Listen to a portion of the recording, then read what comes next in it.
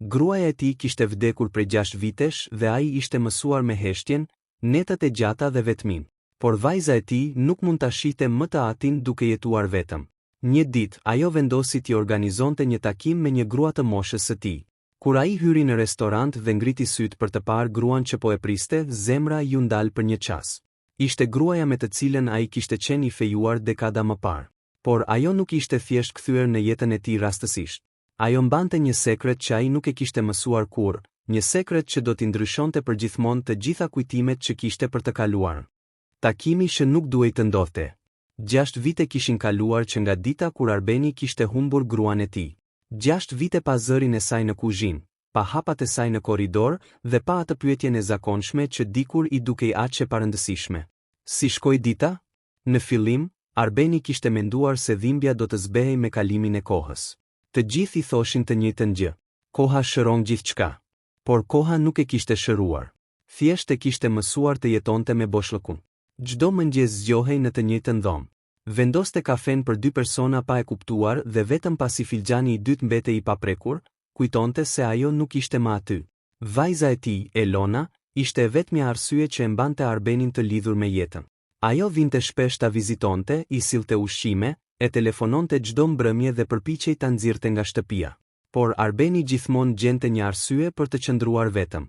Një mbrëmje, Elona u ul përballë tij dhe e pa gjatë. Babi, po, sa kohë ke që nuk e dal për darkë? Arbeni ngriti supet. Nuk e di. Ke harruar të jetosh. Ai buzëqesh i hidhur. Kam jetuar mjaftueshëm. Elona uli syt. Jo, babi, ti ke mbjetuar. Nuk është e njëjta gjë. Fjalët e saj e prekën. Por ai nuk u përgjigj. Disa ditë më vonë Elona i telefonoi. Babi, të shtunën në mbrëmje je i lirë. Pse? Dua të çoj për darkë. Me kë? Me mua. Mirë. Dhe me një person tjetër. Arbeni heshti.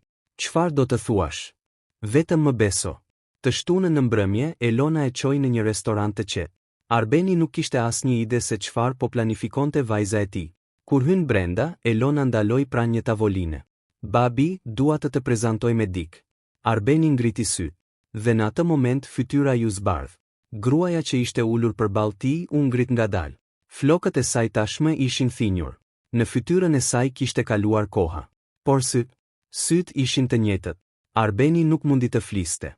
Gruaja gjithashtu mbeti e ngrirë. Arben, ai u tërhoq një hap pas. Ti, Elona i pa të dy e hutuar. Ju njiheni. Gruaja uli syt.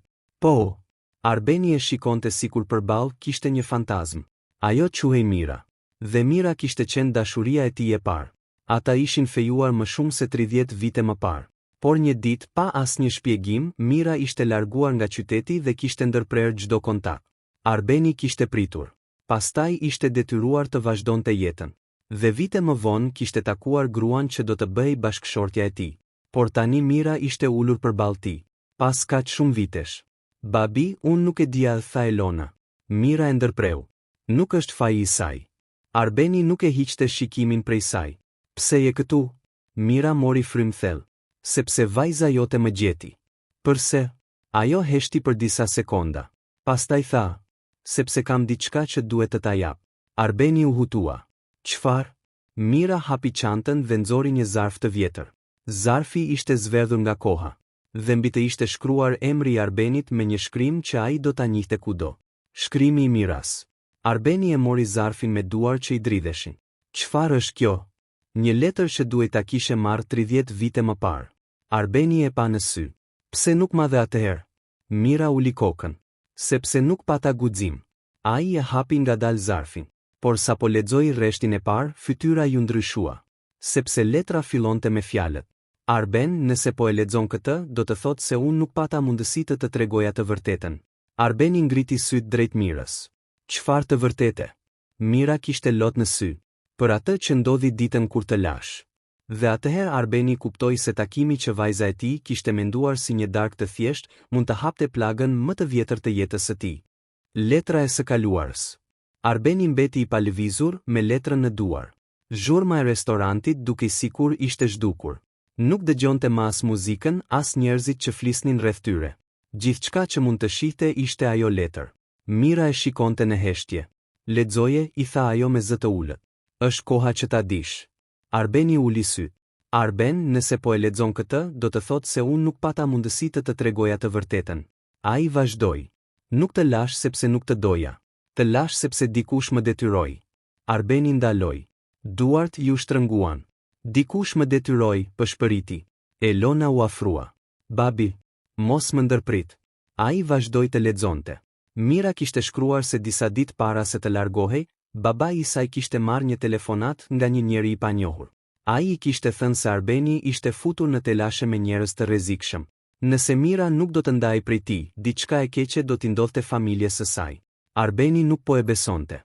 Ai e mbajti letrën fort. Pse nuk më the asgjë? Mira uli syt.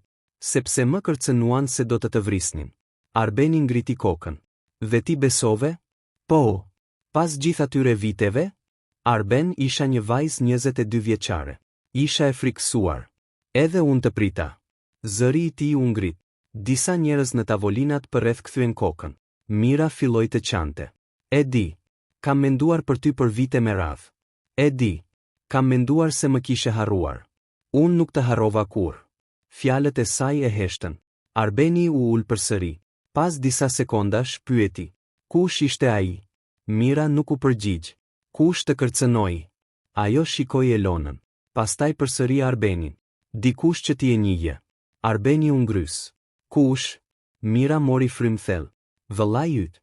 Arbeni u ngrit menjëherë nga karrigia. Çfarë? Elona u trondit. Xhaxhai im? Mira pohoi me kokë. Po. Arbeni nuk mund ta besonte. Vëllai i tij, Iliri, kishte vdekur 10 vite më parë. Ata kishin pasur konflikte ndër vite, por Arbeni kurrë nuk kishte menduar se ai mund të kishte bërë diçka të tillë. Pse do ta bënte? Mira nxori një tjetër fotografi nga çanta. Ishte një fotografi e vjetër. Në të ishin Arbeni, Mira dhe Iliri. Sepse ai kishte një arsye. Arbeni e mori fotografin. Çfarë arsyeje? Mira e pa drejt në sy. Sepse atëherë ai kishte zbuluar diçka për familjen tënde. Çfarë? Mira heshti. Pastaj tha, ti nuk ishe djali biologjik i prindërve që të rritën. Arbeni u mpir. Elona mbuloi gojen me dorë. Jo, Mira vazhdoi. Iliri e zbuloi të vërtetën kur po merrej me disa dokumente të vjetra të familjes. Ai më tha se nëse martoheshe me mua, do të zbuloje gjithçka. Dhe ai nuk donte që ti ta dije. Arbeni u ul ngadalë. Jeta e tij dukej sikur po shembej para syve. Për 60 vite kishte besuar se e njihte familjen e tij. Tani, brenda pak minutash, po zbulonte se gjithçka mund të kishte qenë një gënjeshtër. Ku janë ato dokumente? Pyeti ai. Mira nxori një çelës të vogël metalik. Kam ruajtur diçka për 30 vite. Ajo ja vendosi çelësin në pëllëmb. Është çelësi i një dollapi të vjetër në shtëpinë ku jetoja kur ishim të fejuar. Arbeni e pa çelësin. Çfarë ka brenda? Mira e shikoi me lot në sy. Dokumentet që vërtetojnë se kush je. Në atë moment telefoni i Elonës ra. Ajo pa ekranin. Numri ishte i panjohur. E hapi telefonin. Përshëndetje? Askush nuk foli. Vetëm një zë i ulët tha. Mos e lini Arbenin të hapa të dollap. Elona u zbe. Përse? Telefonata u ndërpre. Arbeni e pa vajzën. Çfarë ndodhi? Elona nuk dinte nëse duhet ja tregonte. Por pastaj ajo i tha. Babi, dikush e di që ti e ke çelësin.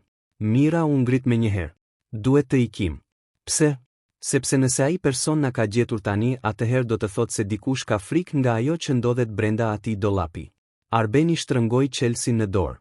Për herë të parë pas shumë vitesh, ai nuk po ndihej më thjesht një burr i vetmuar. Po ndihej sikur po i afrohej një të vërtetë që dikush kishte bërë gjithçka për ta fshehur. Dhe ai ende nuk e dinte gjën më tronditëse. Në atë dollap nuk ndodhej vetëm e vërteta për lindjen e tij, por edhe një fotografi e një fëmije që Arbeni nuk e kishte ditur kurrë se ekzistonte. Fëmija i harruar. Arbeni nuk foli për disa sekonda. Fjalët e Mira si jehonin në mendje. Një fotografi e një fëmije që nuk e ke ditur kurrë se ekzistonte. Ai e shikoi Mirën. Çfarë fëmije? Mira uli syt. Duhet ta shohësh vetë. Elona ishte ende e tronditur nga telefonata. Babi, ndoshta duhet të shkojmë në polici. Arbeni tundi kokën. Jo. Pse jo? Sepse për 30 vite dikush ka fshehur diçka nga unë. Dua ta di të vërtetën para se t'ja tregoj dikujt tjetër. Ata dolën nga restoranti. Mira hipi në makinën e Elonës, ndërsa Arbeni u ul në sediljen e pasme. Gjatë gjithë rrugës askush nuk foli. Pas rreth 20 minutash, mbërritëm përpara një shtëpie të vjetër. Mira e kishte ruajtur Chelsin për 30 vite. Shtëpia ishte e boshatisur prej kohësh. Brenda kishte ende mobilje të vjetra, fotografi dhe kuti të mbuluara nga pluhuri. Mira i çoi drejt një dhome të vogël në fund të korridorit. Aty ishte një dollap i vjetër prej druri. Arbeni futi Chelsin. Por para se ta kthente ndaloi. Kam frikë, tha ai. Mira ju afrua. Edhe unë kam pasur frikë për 30 vite. Arbeni e ktheu Chelsin. Klip.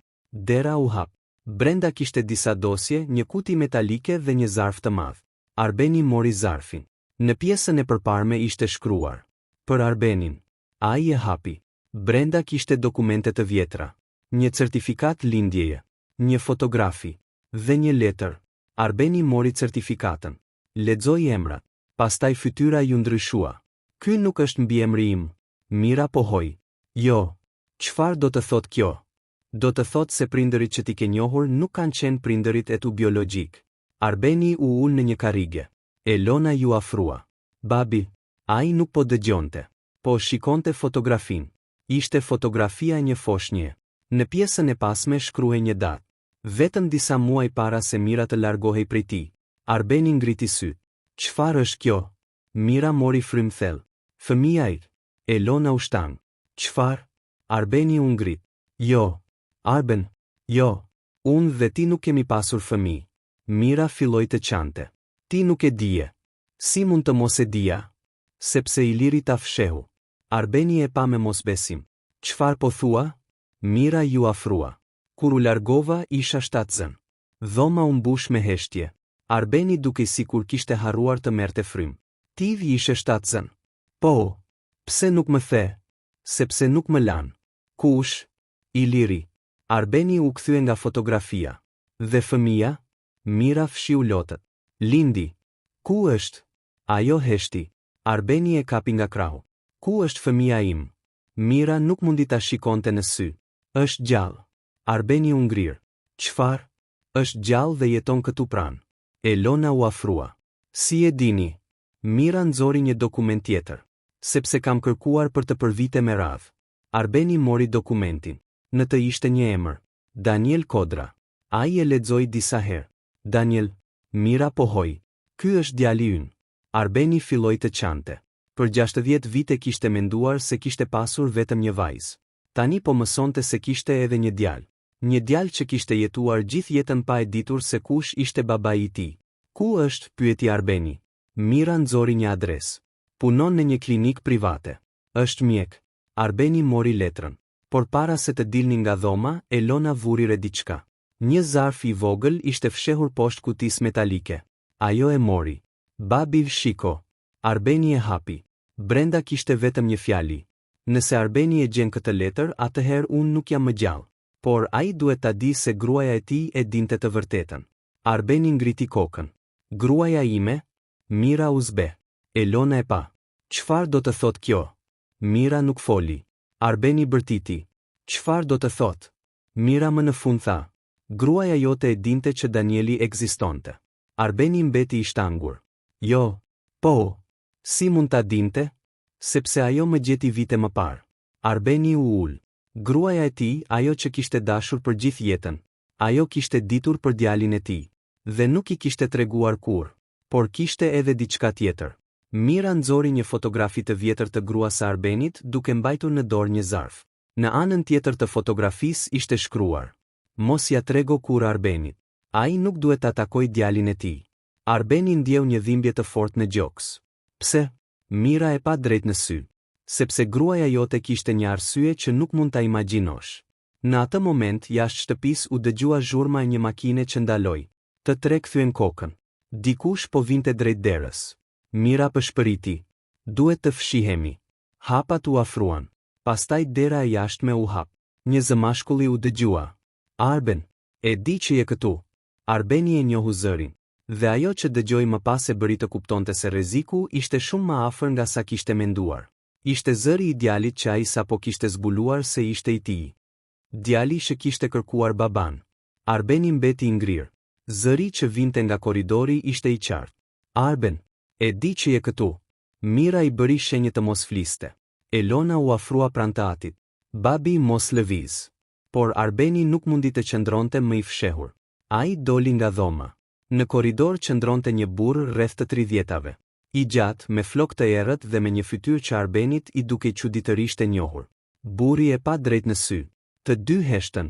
Pastaj burri tha: "Ti je Arbeni?" Arbeni mezi foli: "Po." Burri mori frym thellë: "Unë jam Danieli." Mira doli pas Arbenit. Danieli e pa. "Ti e dije që ai do të vinte këtu?" Mira nuk u përgjigj. Danieli u afrua. "Kam pritur këtë ditë për shumë vite." Arbeni e shikonte me lot në sy. "Ti vje djali im." Danieli nuk foli. Pastaj nxori nga xhepi një fotografi të vjetër. Ishte fotografia e Mirës kur ishte shumë e re. Në anën tjetër kishte një shënim. "Nëse një ditë e takon, thuaj se nuk e kam urryer kurrë." Arbeni e kuptoi. Ishte shkrimi I Mirës. "Ti e ke ditur?" "Kam ditur që prej moshës 15 vjeç." Arbeni u trondit. "Si?" "Babai që më rriti më tregoi të vërtetën para se të vdiste." Arbeni uli kokën. "Pse nuk më kërkove?" Danieli buzëqeshi me hidhërim. "E kërkova." "Çfarë?" "Kam kaluar vite duke kërkuar emrin tënd, por çdo gjurmë çonte në një rrugë pa fund." Arbeni nuk mund të fliste. Danieli vazhdoi. "Pastaj gjeta gruan tënde." Arbeni ngriti kokën. "Ti e takove?" "Po." "Kur?" 5 vite para se ajo të vdiste." Arbeni u mbështet te muri. "Çfarë të tha?" Danieli heshti për disa sekonda. Pastaj tha: "Ajo më kërkoi të mos të tregoja kurrë se kush isha." Elona u habit. "Pse?" Danieli e pa. "Sepse kishte frikë se babai juaj do të pësonte diçka." Arbeni u shtan. "Çfarë babai?" "Iliri." Arbeni mbylli syt. Përsëri ai emër. Vëllai I tij. Njeriu që tashmë kishte vdekur. Por Danieli nxori një zarf tjetër. "Gruaja jote ma dha këtë." Arbeni e mori. Në pjesën e përparme shkruhej: "Për burrin tim. Vetëm nëse një ditë ai zbulon gjithçka." Duart e Arbenit filluan të dridheshin. Ai e hapi. Brenda ishte një letër. "Arben, nëse po e lexon këtë, atëherë do të thotë se nuk munda të ta tregoja vetë. Unë e dija për djalin tënd. E takova. Dhe për vite me radhë u përpoqa ta mbroja." Arbeni ndaloi së lexuari. Lotët I rridhnin në faqe. "Pse nuk ma the?" pëshpëriti. Danieli uli kokën. "Sepse ajo kishte frikë." "Frikë nga çfarë?" Danieli nuk u përgjigj. Mira e dinte. "Arben." Ai u kthye drejt saj. "Mos më fshi më asgjë." Mira mori frym thellë. Iliri nuk vepronte vetëm. Arbeni u shtan. "Çfarë?" "Kur ai të ndau nga unë, kishte dik tjetër pas tij." "Për kë po flet?" Mira nxori një fotografi. Në të ishin 2 burra. Njëri ishte Iliri. Tjetri ishte një person që Arbeni e njihte shumë mirë. Arbeni e pa fotografin dhe fytyra ju zbe. "Jo." Elona e pyeti. "Babi kush është?" Arbeni nuk përgjigjej. Danieli mori fotografin. "Ky është personi që ka kontrolluar gjithçka për dekada." Arbeni më në fund foli. "Ky është njeriu që më ndihmoi të ndërtoja biznesin tim." Elona u trondit. "Partneri yt I vjetër?" Arbeni pohoi. "Por ai ka vdekur para 2 vitesh." Danieli tundi kokën. "Jo, të gjithë e pan." "Çfarë do të thuash?" Danieli nxori telefonin. Në ekran kishte një fotografi të bërë vetëm pak ditë më parë. Një burr që qëndronte pranë një makine të zezë. Arbeni e njohu menjëherë. Zemra I rahu fort. "Ky nuk mund të jetë ai." Danieli tha. "Është." Mira u afrua.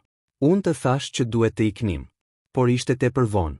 Nga jashtë u dëgjua zhurma e një makine tjetër. Pastaj një tjetër. Danieli pa nga dritarja. "Na kanë gjetur." Elona u friksua. "Sa janë?" Danieli u përgjigj. 4 ndoshta 5. Arbeni shtrëngoi letrën e gruas së tij. Për 6 vite kishte menduar se humbja e saj ishte tragjedia më e madhe e jetës. Tani po kuptonte se ndoshta vdekja e saj nuk kishte qenë aq e thjeshtë sa dukej. Danieli ju afrua. "Babi, ishte hera e parë që e thërriste kështu." Arbeni ngriti syt. "Duhet të më besosh." "Pse?" "Sepse gruaja jote nuk vdiq nga ajo që të kanë thënë." Arbeni u zbe. "Çfarë po thua?" Danieli e pa drejt në sy. Ajo u vra sepse kishte zbuluar kush e kishte urdhëruar të ndante nga Mira. Në atë çast, dritat e shtëpisë u fikën. Dera kryesore u përplas. Dhe një zë nga jashtë tha: Arbend, koha për të vërtetën ka mbaruar. E vërteta shëndryshoi gjithçka. Shtëpia u zhyt në errësirë. Elona u kap pas krahut të atit. Babi, mos u frikëso, i pëshpëriti Arbeni. Por këtë herë edhe zëri i tij dridhej. Nga jashtë dëgjoheshin hapa. Pastaj një goditje e fortë në derë. Mira u afrua te Danieli. Duhet të dalim nga dera e pasme. Danieli tundi kokën. Është e bllokuar. Arbeni pa përreth. Ka një dritare në kuzhinë. Ata u nisën me shpejtësi, por para se të arrinin, dera kryesore u hap. Një burr hyri brenda. Arbeni e njohu menjëherë. Ishte ish partneri i tij i biznesit, Adrian. Por Adrian nuk duhet të ishte gjallë. Arbeni e pa i tmerruar. Ti, Adriani buzëqeshi. Përshëndetje, Arben. Por ti vdiqe. Ky ishte vetëm një lajm që duhet ta besoje. Arbeni ndjeu zemërim. Ti më ke gënjur për gjithë këto vite.